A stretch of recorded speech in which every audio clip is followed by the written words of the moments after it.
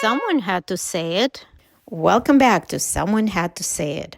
On today's episode, we spoke with author Annie Cathryn about her brand new book called The Friendship Breakup. We talked about adult friendships and how little we talk about walking away from toxic or negative friendships, how we have all experienced the friendship breakup, and why we need more books like hers about it. Please subscribe to our new YouTube channel so you can watch all the videos of every episode. Please rate us, review, follow, and share.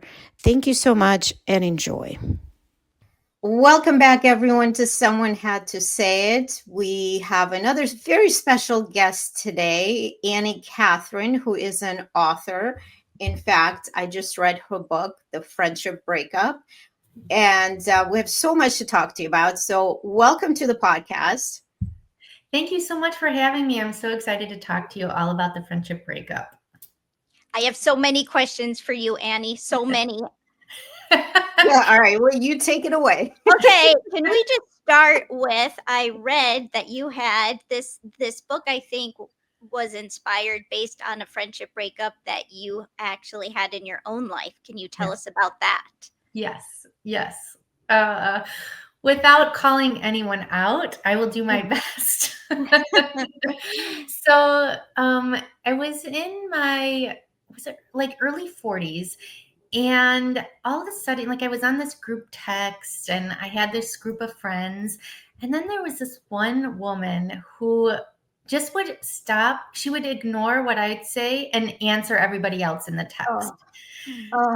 Yeah, it was. I've had those. Yeah. I was like, I'm like, didn't we stop this stuff when we were in grade school? Why is this still happening? And I don't know exactly. I don't know what I did. I never found out what I did. And it just kind of fizzled out. Our friendship we broke up, and the whole group kind of broke up because of it, which was sad as well. But then I was like, you know what? If I'm going through this at my age, then there's got to be others who are going. I can't be the only one in the world who's experiencing something like this. So I wrote about it, and it turned out that an agent loved it and a publisher loved it. And I said, okay, that was the book that was meant to be written. Yeah. Exactly. It's so relatable. Julia and I both have had some recent experiences with that. And this person, I would just like to say, she probably doesn't do this just to you. I imagine she's done it to other people too. Yeah. And I'm glad you brought that up, because there was a pattern that when she had talked about other people she used to be friends with and why she wasn't friends with them anymore. And I kept thinking, wow, this happens to her a lot. And at the time I was like, I'm not going to be one of those friends though. I'm a good friend. I'm going to be there for her. This is not going to happen. And sure enough, it happened to me. Well, I think a lot of the times it has nothing to do with you either, right? It doesn't matter what you do. If this is the kind of person that they are, and like you said, if I'm going through this, not only are other people probably going through this, and that's probably why this book stood out to the agents that you were, acquiring your book to, is because this is what women go through, and we don't talk about this enough. And in fact, when I started reading this book, I was saving it for my trip to go see my son in Hawaii. And I thought, okay, it's a long flight. I know we're going to be at the beach, just sitting, hanging out. I literally was saving it. I was reading everything else until that point. And so I started reading on the plane, and I'm listening. I'm reading about, just even in the beginning part, it's like, oh my gosh, I've been there, I understand it. And I was tearing up on the plane. And I remember my husband look over and he's like, what the hell are you reading? What? And I'm just like, I'm going through my own little friendship breakup while I'm reading this book. Yeah. And it's very similar. I think a lot of us go through the same emotions when people just stop, right? It's like that, whatever they call the ghosting now. Instead of communicating, instead of going, and the entire time I'm reading the book, I'm like, just talk to her. Exactly.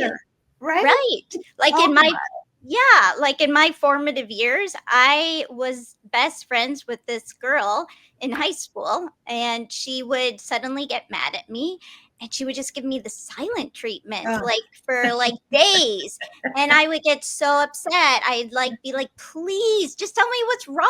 Like if I upset you, tell me so that I can not do it again.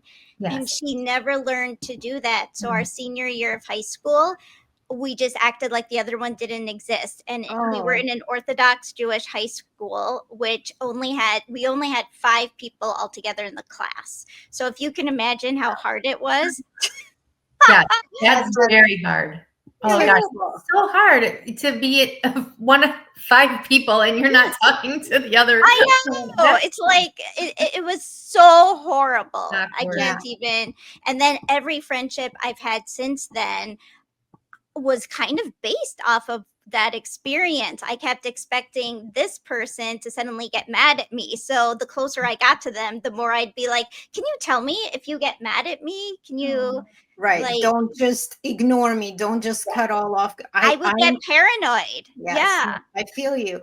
But I think first of all, I love your writing, and it's so relatable, and it's so, obviously it's very interesting storyline, and it's very dramatic. Mine, I've never had anything that dramatic, but I think when you get women together and you have the mom groups, right? When the kids are little and you're in each other's lives, like the characters in your story are, where you are there for everything, for the ugly parts and all the baby stuff and the terrible, when you're not sleeping and the terrible twos and everything. And then all of a sudden, there's nothing, right? That other person cuts you out of their life, whatever it is more traumatizing than going through a divorce. Yes. I mean, I'm just going to say it. I've never gone through a divorce, but I can imagine, right? Where did you come up with that? Obviously you've had an experience, but what made you like, I'm going to make this whole book and the story? Like, how did that come about? Because that's a lot. Well, so the book is entertaining, and unfortunately my own friendship breakup was not as entertaining, but I wanted to exaggerate and put things in it that people would enjoy, because it can be monotonous if you're just reading about someone breaking up. So and the whole point about having the mom friends, and that's exactly what happened to me, is because they are your go-to. They understand what you're going through because they're going through it. And husbands aren't understanding. They're not, it's a different dynamic.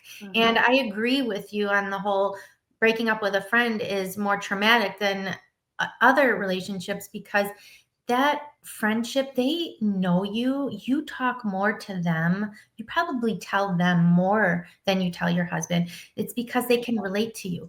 So when that breakup happens, it is so devastating.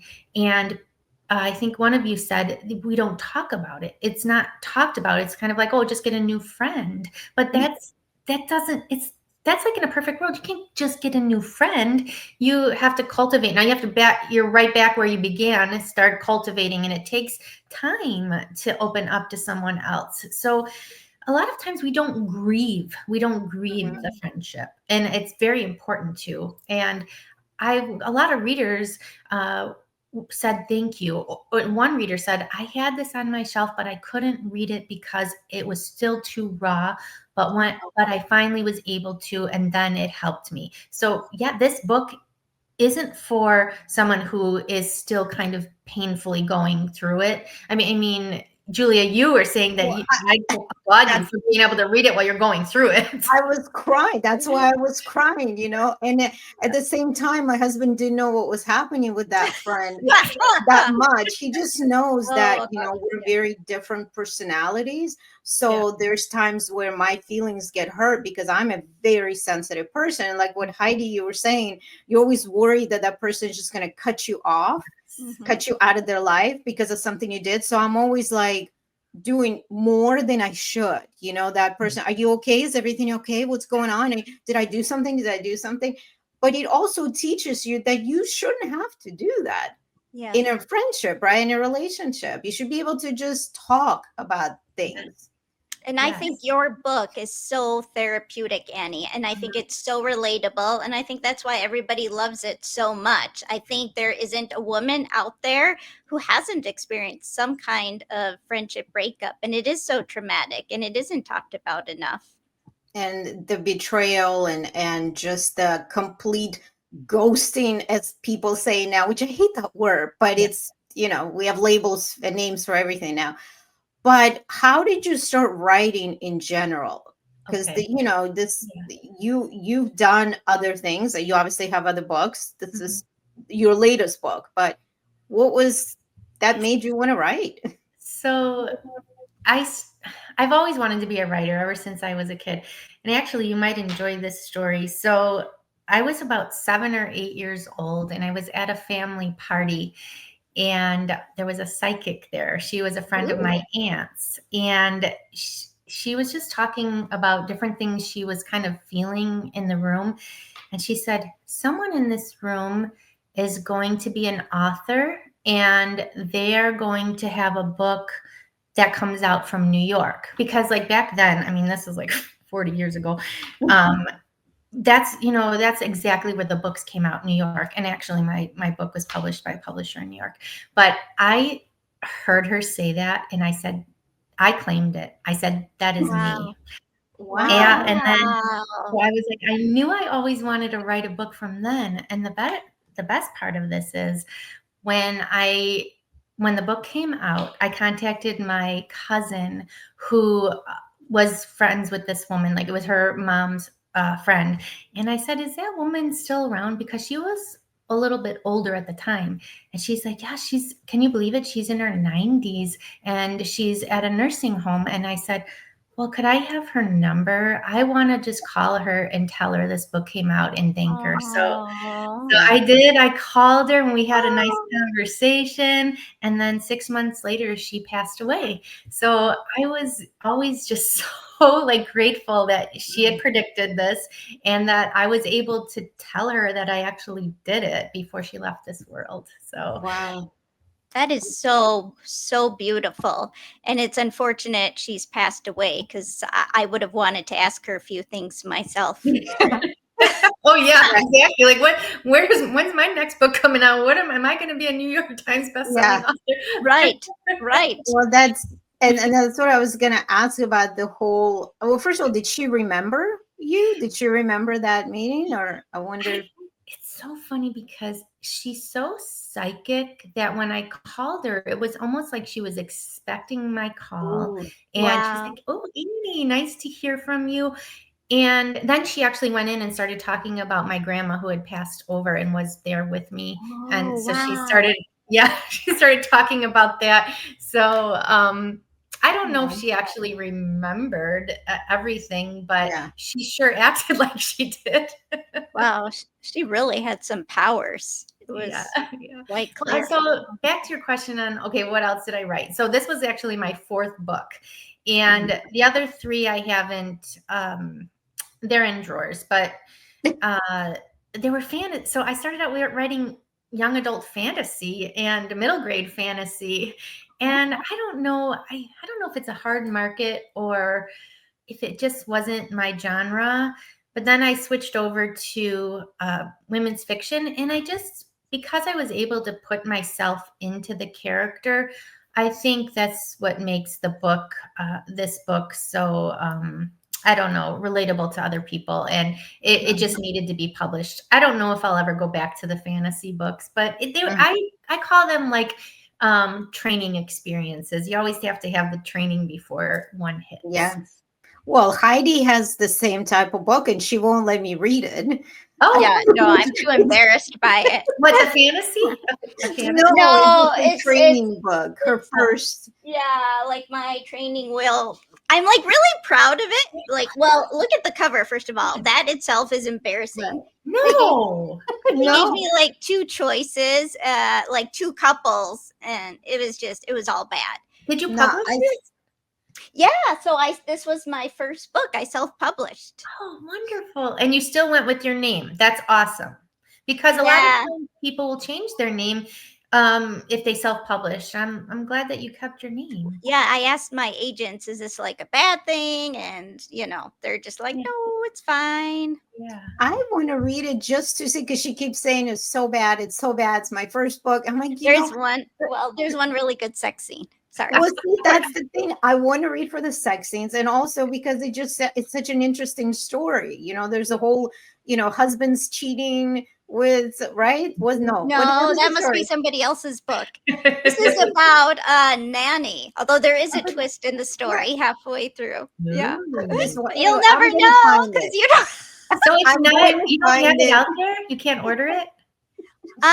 So apparently every month, I told my husband, make sure it's not available to the public, but somehow every month we get money from like China. Nice. Like, from people who are able to access it there. So it depends, how badly do you want it? Are you going to book a trip to go to some Asian country? Because it's like the only way.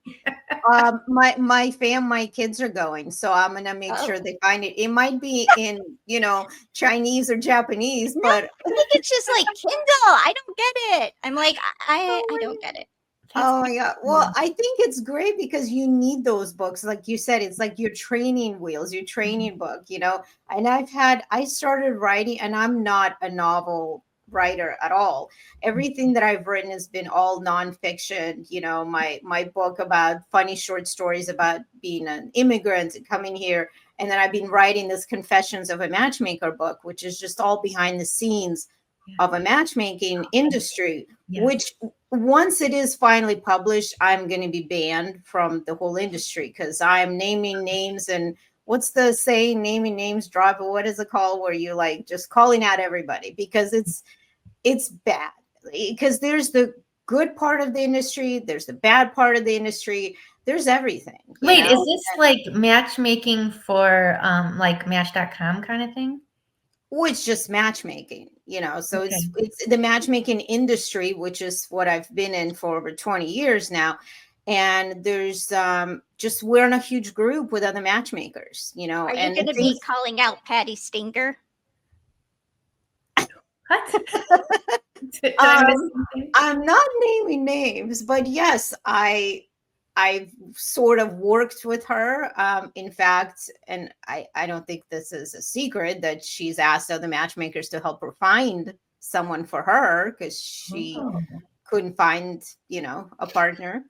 And that didn't go well. Like, she yelled at me like she yelled at everyone else. And it was so that's really like bad. her real personality. Oh yeah. No, you go, you say something wrong and you don't do what she wants you to do. She went off on me because the gentleman that I presented her to actually knew who she was. And she went off on me and said, why did you tell him who I am or what I do? And I'm like, all he saw was your picture. Your name is not even, like, you are a public figure. And she was like, no straight man watches, reality shows. And I'm like, that's the problem with that woman, is that she's got a saying for everything and none of them make any sense. No straight man watches reality TV. I see my husband coming in and peeking into these Real Housewives shows when I'm watching them once in a while. People know who you are, So anyway, that's a whole other story. But my question, what was my question? See, we go into such tangents. I have a question, actually, so I can rescue this. I also loved your book because you were able to, obviously it's a very serious subject about friendship breakups, yet you were able to make it humorous. And that's really difficult to do, I think, to balance that, those two different parts of sad, and yet to make it also happy in a way, or to make people laugh at the same time. Was that natural to you, or? So that was my goal. I really wanted readers to feel a range of emotions. I wanted them to laugh and I wanted them to cry, because my favorite books have always done that for me. Actually, it was easy for me because I went through some of these things with my daughter, or, the funny things she did, or I don't know, I'd just be sitting writing, and I don't know, have you ever had it where like the heavens open up and all of a sudden the ideas flow. And yes, rarely, but yes. the humor came to me. But I will tell you that I've written a few books since then, and they're not as funny. So it's almost like I feel like I need to take a comedy class or something, because all my bag of tricks were in the Friendship Breakup, and I am having a hard time finding funny things to say in other books. So I think you're hilarious. Oh, yeah, and I was just gonna say that I think it's also maybe the topic that brought out that humor, because it was so personal to you as well. And maybe you should just keep writing these books. I would read the friendship books and the fallouts and the breakups and the get back together, finding new friends, over actual like romance, like romantic, male female partnership kind of books. I think a lot of people would. And so now I remember my question. When you were looking for an agent, and do you have tips on how did this come to be? How did you submit your book, and did it take you a long time to find representation for the book? Yes, it took, well, not as long as it has been taking authors now to find an agent. I don't know what's going on with the industry, but it feels like it's longer and longer. Yeah. It took me 8 months to find an agent. And I queried over 120. I kept on, and I don't even know how many times I rewrote my query letter, but I just kept going. And my agent was new in the industry. She had just, I was one of her first clients. I think she had maybe 5, I don't know. It was very low client roster, and she was new. And I think sometimes people the authors want the big blockbuster agents, and they want the ones with the proven records. But honestly, I think an agent who is hungry for work is going to suit a first-time author well, because they're going to spend a lot of time with you, and they're going to help you shepherd the book into the world. And that's exactly what I felt with my agent, that she was new, but so was I, and we were figuring things out together. So yeah, that's a really good point. Yeah, I agree. I always go for, whenever I'm sending a query letter, which is different because it's nonfiction.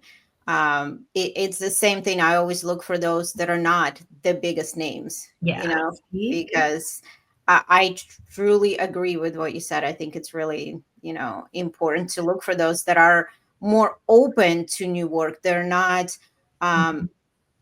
so exhausted because they get bombarded by these letters, right? And they just don't even have the time, because from what I understand, a lot of agents just decline because they don't even have the time to read through all and that's so sad for the author, because you're thinking, I'm submitting to this, and then you're getting a rejection, and you think it's because they read it and they don't like it, when you're right, they might not even had any time, and they're just like, I can't, and who knows what's going on in their lives at the time, and they just can't do it. And that's why a lot of agents close for submissions at months at a time. And how many times I had seen, closed, opening up in 2040. Yeah. Oh my gosh. I've seen that too, where it's like closed for submissions. And yeah, exactly.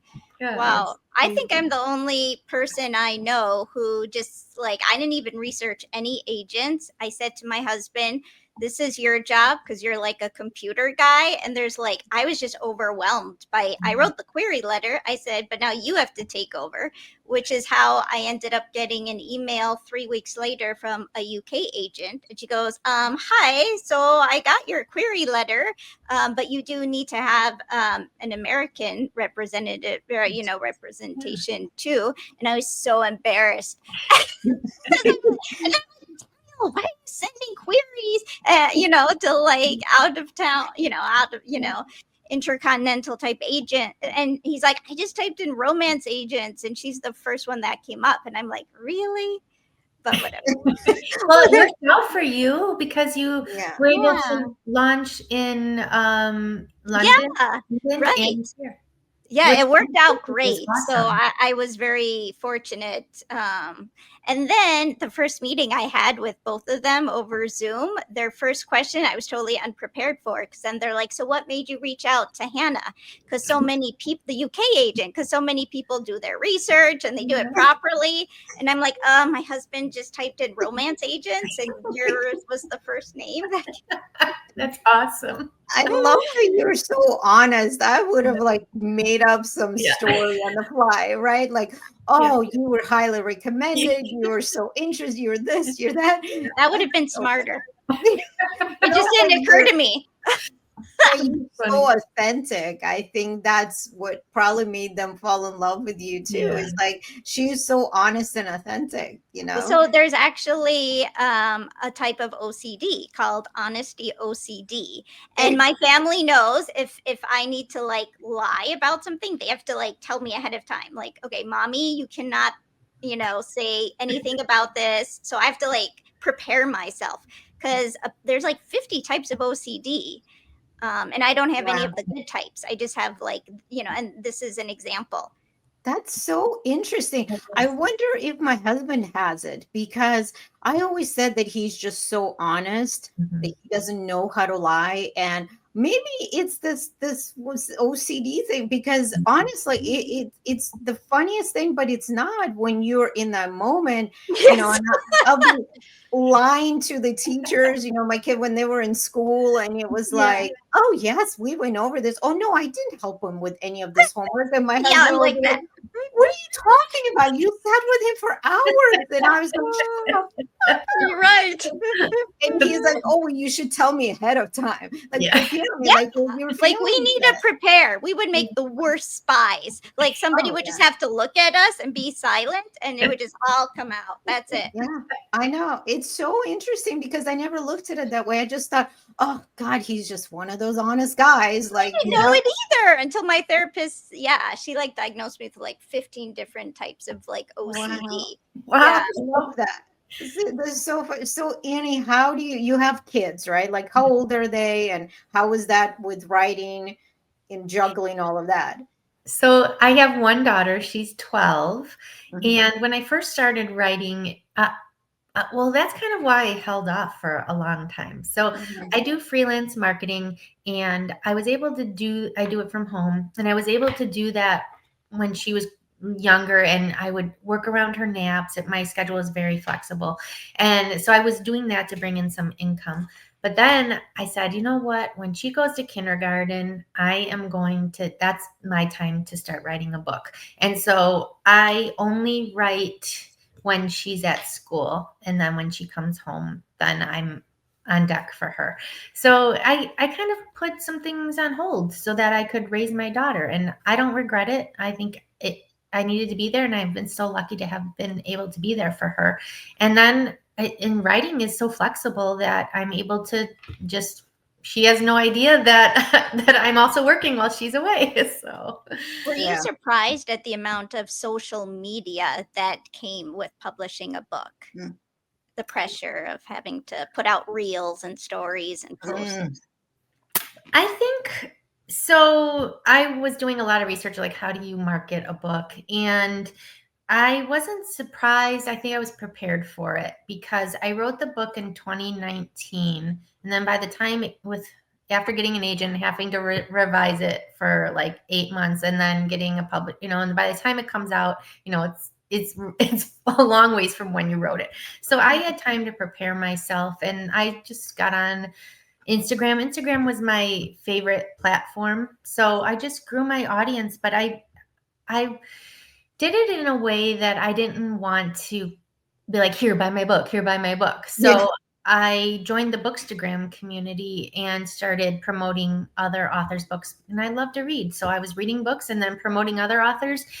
And I was meeting a lot of fun people in the reading community and the writing community. So I just kind of was a natural progression from writing the book to then getting on social media. And I just love connecting. So So what is one thing that really surprised you about being traditionally published? That you're not like a That millionaire. you weren't prepared for, that you were like, "Whoa, I didn't think it would be like this." Um, I think I had the whole thought that when you published one book, then your second book was going to be a shoo-in and it was going to be easy, and that you were just going to keep going on as an author and have a book a year. And it shocked me. Number one, that I didn't make a ton of money out of the gate. Yep. Like I was like, oh, I'm an author. I'm going to make a lot of money. No. And I'm just going to keep going. Like this is going to all just fall in place. So I think I had like a Pollyanna view of the industry, and it kind of just smacked me upside the head when I realized how long everything took. And just because you published one book doesn't mean you're going to have one come out the next year. I was so shocked during the acquisition process when your agent tries to sell it to different publishing houses, because I'm like, what do you mean they might not?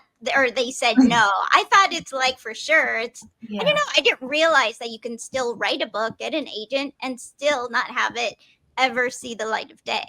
Exactly. That's surprising too. Yeah. And I think that's how it used to be. It wasn't really about getting an agent. It was finding a publisher, and then that's it. You're done. And it was, people went directly to the publishing houses and you submitted your manuscript or whatever it was, and you went directly to the publisher. And, I think it was just now the whole publishing world has changed, even just from 10 years ago, 20 years off, and even more so.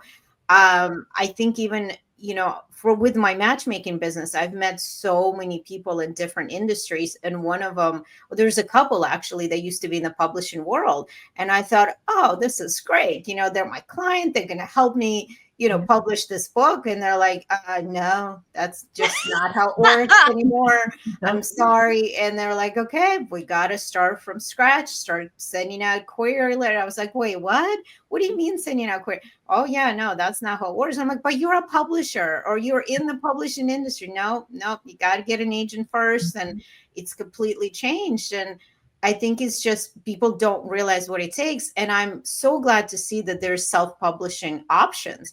I mean, look at a lot of these best-selling books. A lot of them started as self-published work, and I'm happy that it's there.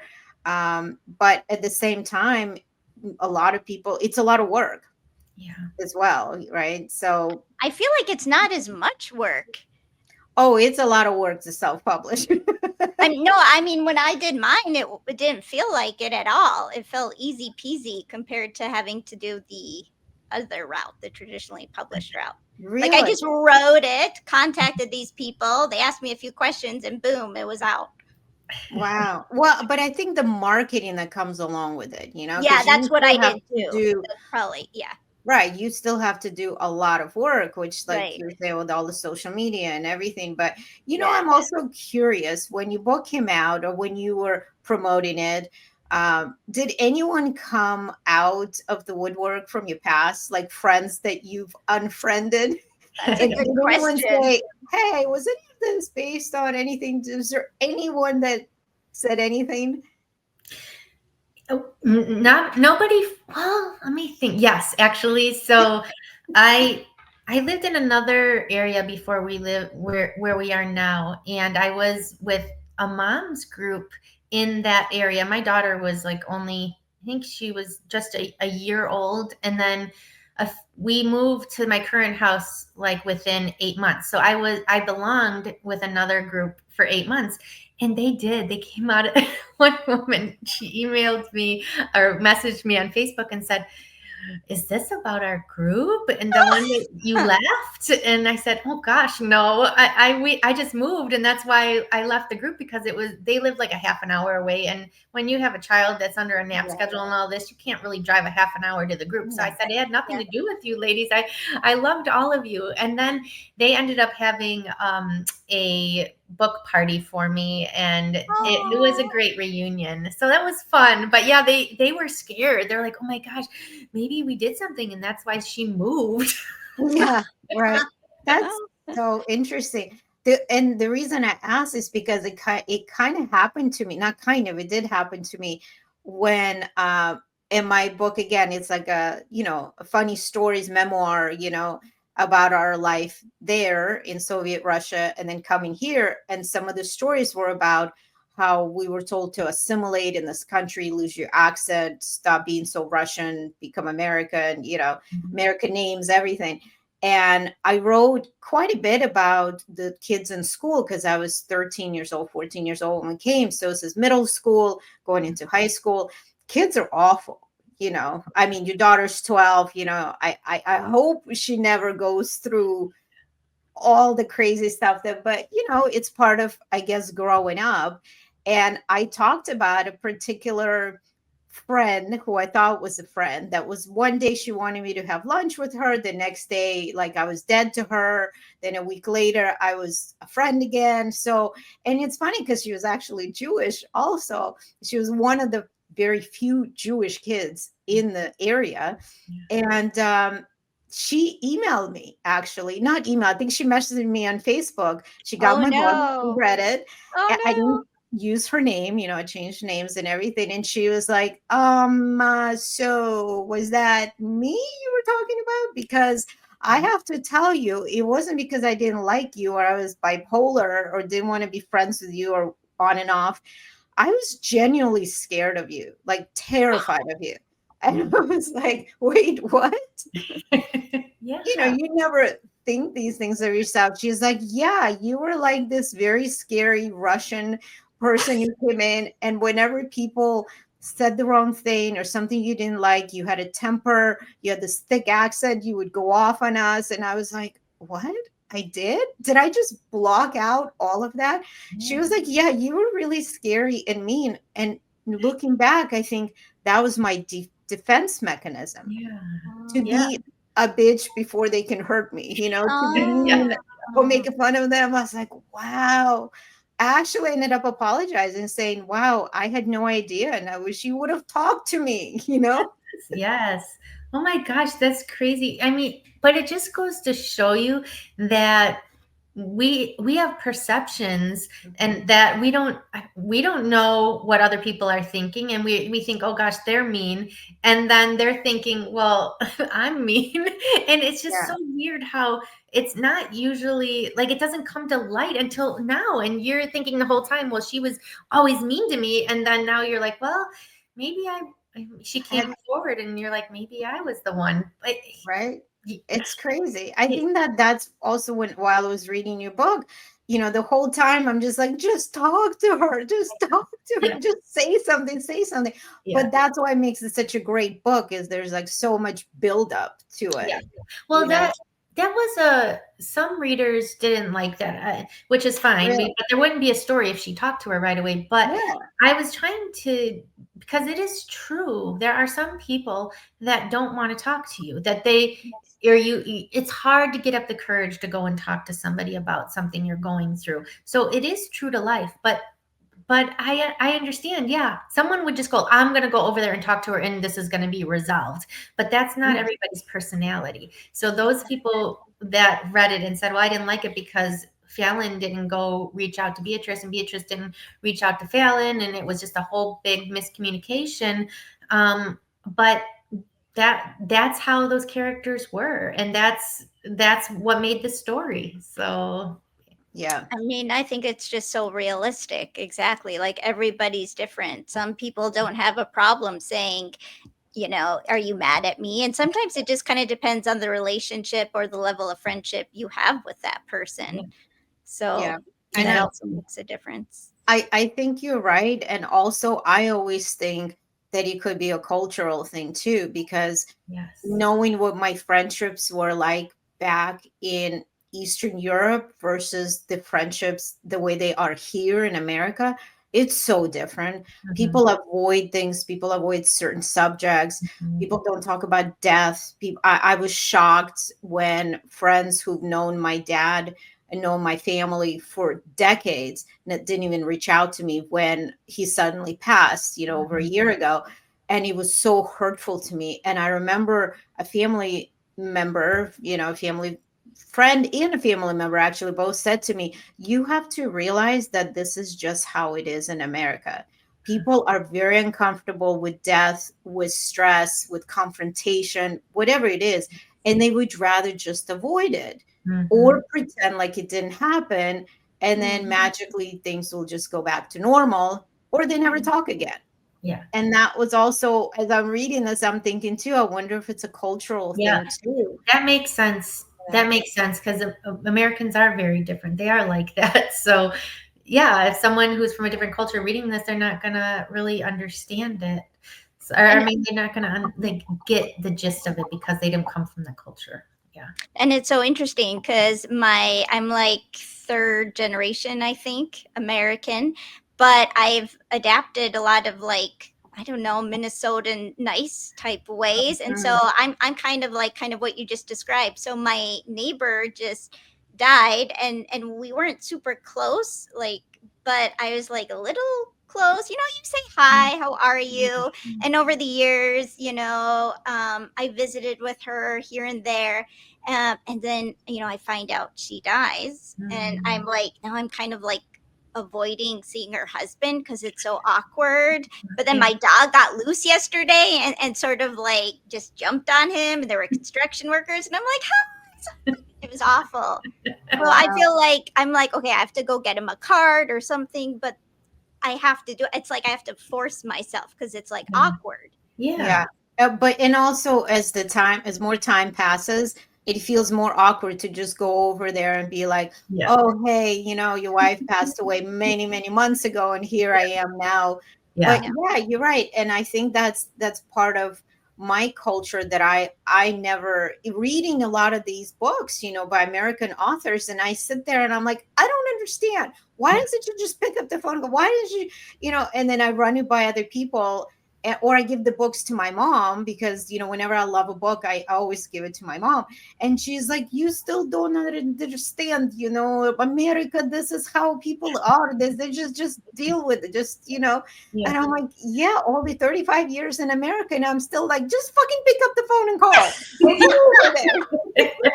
No, people don't. But it's not the right thing to do just because that's like our go-to, I guess, right? That doesn't mean it's right. Like we should fucking pick up the phone. Yeah. And I should fucking cross over the street and just be like, I'm sorry. Yeah.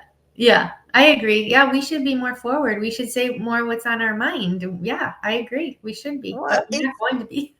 It's good and it's bad because it's gotten me in a lot of trouble as well, and even me writing this book, my nonfiction book, Confessions of a Matchmaker, I'm thinking, and I was working with an editor and she's like, you sure you want to say that? Like maybe we can kind of like sugarcoat it in a different way because it's very direct and it's very we don't want to get sued, and I'm just like, no, I'm putting it all out there. It's like, well, I'd prefer to read something like that. I love tell-alls. It's like, that's just what makes it so fun. Yeah. I have a question for you, Annie. Do you think if Fallon had I was trying to remember what Beatrice, I had read your book a while ago, so now I'm trying to remember. So she just stopped talking. Beatrice stopped talking to Fallon and ignoring. She was inviting other friends to go, but I'm going to just tell the whole story. I don't want to. No, I remember that part, but there never. So Fallon had said to. Oh wait, I don't want to do spoilers either. Well, no. Here's the thing. Okay. Fallon did text her and call her, and Beatrice was ignoring her. Right. So I think what readers have a problem with is how come Fallon didn't just go over there or just find a way to get to her and not just call and text it, knowing that Beatrice was never answering. So Fallon, or at their soccer games, Fallon didn't say anything there either. So well, yeah, that makes sense. But what do you think was in Beatrice's mind as the writer? Was that in your head, or was that not even the important piece? I think so. I think the reason, so Beatrice was embarrassed. I think she was embarrassed that she was going through some personal issues. and she was embarrassed about something was why she was not why she was ghosting Fallon, because you find that out towards the end. But I think she was just embarrassed and didn't want to address it, and a lot of it had to do with what she was going through in her own life, and that's why I think Beatrice was just ignoring her, and she I don't know, she I just was. think that's so clever and so true. I think that's why it's so clever, is because it's so true. Because I once, said to a friend, I'm sorry, I need a break. Like I was that person, although I was actually good because I said that. And I Yeah. just said, I'm going through a lot right now. And I just need to focus on my family because we're Mhm. going through a lot and I can't focus on anything else. And Exactly. this was more of an intense friendship. Mhm. Yeah. So we're friends again now, but I'm in Okay. a better But place. at least you had boundaries, and I think Mhm. that's what Beatrice was trying to do at that point too. Was she was going through something personal, and then she needed the boundary. So I think it's interesting because whenever you finish a project, or you tell me if it's interesting. I think it's interesting. When you finish a book, right, and you go back and you editing, and then later years go by, do you ever go to it and think, oh, I could have done this different, or I should have done this different, or I should have written it different? Or are you ever, because I'm that person that questions everything. And I think Heidi too, we've talked about Yes. it, where we overthink everything. So I think for me, I can't imagine writing fiction. And that's a big reason why I'm actually looking for a co-author to potentially write this Confessions of a Matchmaker as a novel with me, oh yes, because I don't know what the process is like. yeah. And now I'm questioning even the things that I have written. I can't imagine for a novel. Have you ever had those moments where you're like, oh, no, I got to change it. No, I need to go back and, I think so I read this book like a zillion times. Like you just read it and read it and revise it and revise it. So by the time it was published, I think I probably just let it go and just said, you know what?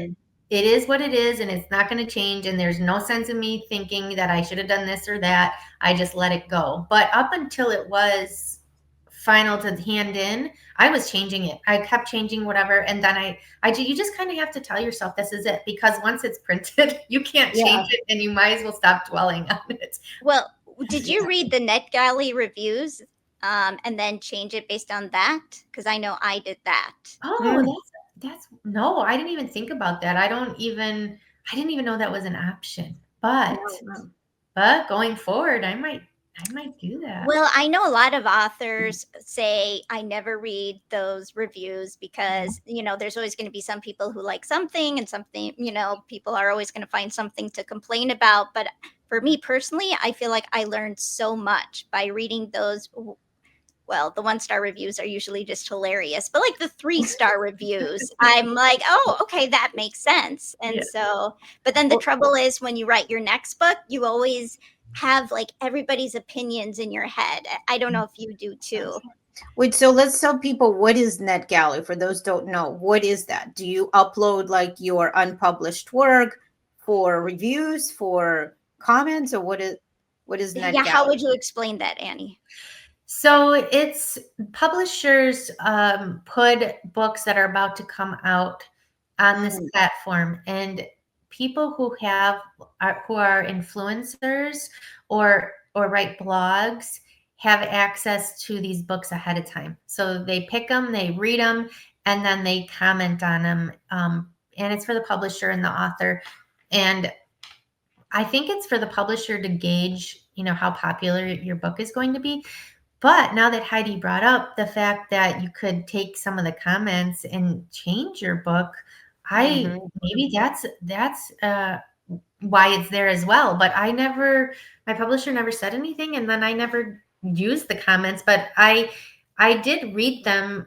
I'm the person who likes to read reviews of my book. Some people say don't ever read them. They're not for you. They're for the readers. But I agree with Heidi. They help me see how I could be a better author for my next book too. Yeah. Yeah. What advice would you give somebody who wants to be an author? So I don't want to ever like dash anybody's dreams, but you have to have a thick skin. You have to know that there's going to be rejection, but you have to be solid in what you want. And if you want to be an author, there are many different ways to be an author. Don't get yourself pigeonholed into one track, because being a traditionally published author isn't the only track. You could self-publish, you could hybrid, you could go with a small indie publisher. And there are, I mean, it's the beauty of the different paths. And readers, they don't know. If they find your book, they don't know where it's published. They don't look. Like author, you know, okay, it's from a big five, or it's from Amazon. But readers, they just want a good book. So if you want to get it out there, and the people that need to read it will find it. So do it. And just know that it's not always an easy road, but at the end it's worth it. I love that. It's so optimistic and hopeful. And you're right. There are so many avenues that people who want to get a book out there can choose from. It's not just this one track. I think that's great advice. You know, I don't, even though I had such a terrible experience with a small book publisher who I don't even think they're in business anymore. But nobody has ever said, oh, you published with a, looking in the back, you published with a nobody cares. It was about the book. Like you said, it was all about the book. It's about the author. It's about the story.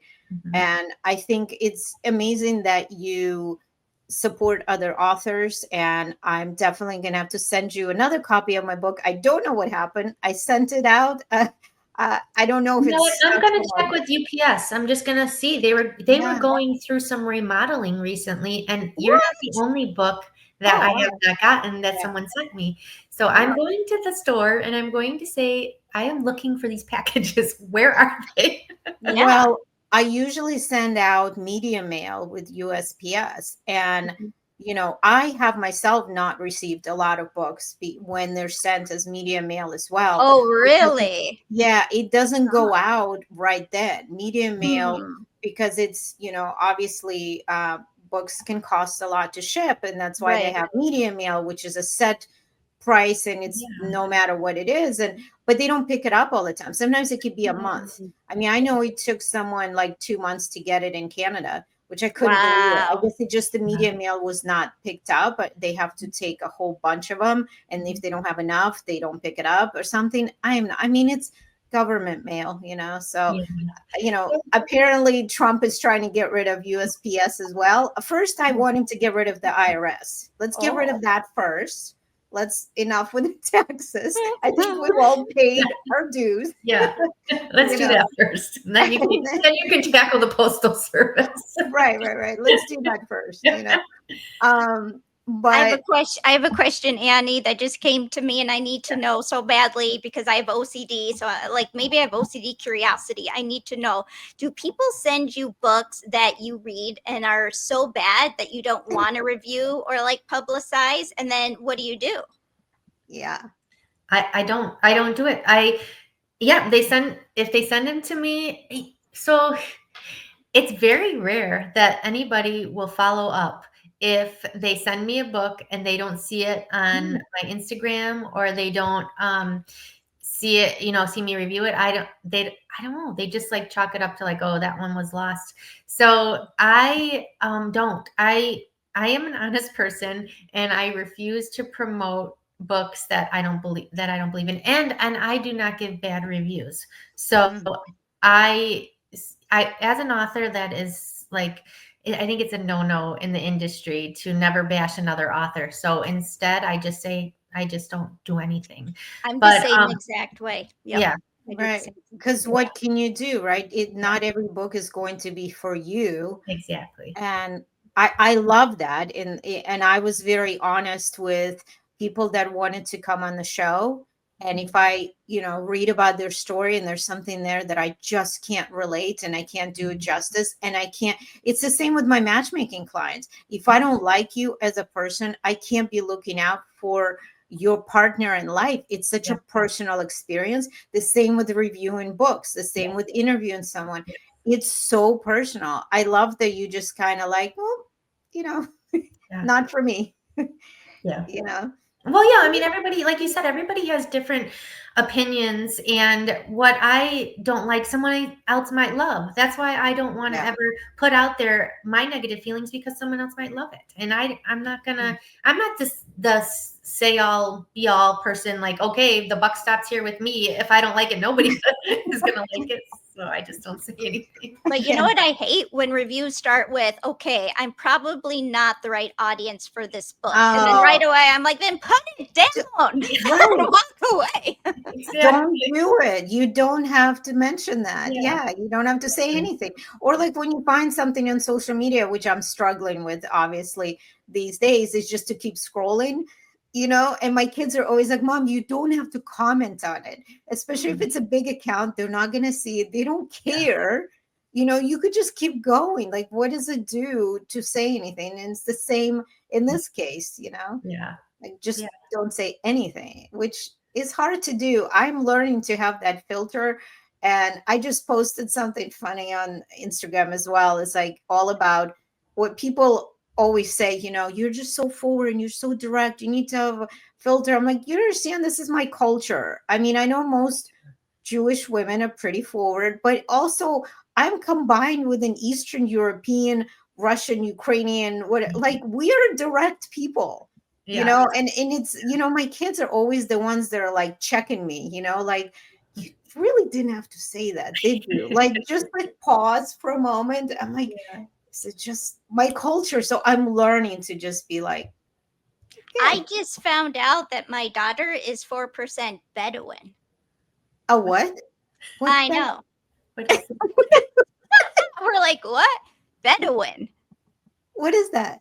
I think they're like shepherds. I don't know. I'm gonna look look the Middle East or something. Bedouins.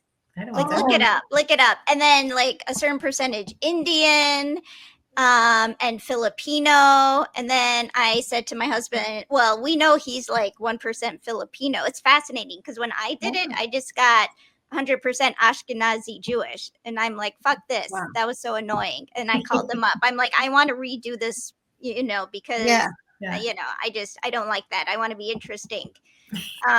Wait, but how can your daughter and nobody else in your family is? I'm looking it up. It's an Arabic speaking desert nomad. Yeah. So then my husband's like, oh, this is totally your family. They would do something like that. And I said, excuse me? Yeah. Middle East and North Africa. They live in nomadic. If she has it, your daughter, then you have to have it. Right. But then I was like, and this is like a conversation we had at our like Shabbos table, and there were other guests. And then I'm like, well, maybe Daniel isn't the father. And I was kind of joking, but then I'm like, I don't know. Is it possible? Like sometimes you go to the dentist. What if they put you to sleep? What if the dentist, you never know. And then Daniel didn't like that, apparently. Right, apparently. Oh my God. Weird like that. But yeah, I wanted to. So this is from Health Partners. It's like a medical thing because they want to see if you have any diseases. So it's for free. Anybody can do it. Really? Well, I did the whole 23andMe thing, and now they're going bankrupt, and all of our data is compromised apparently.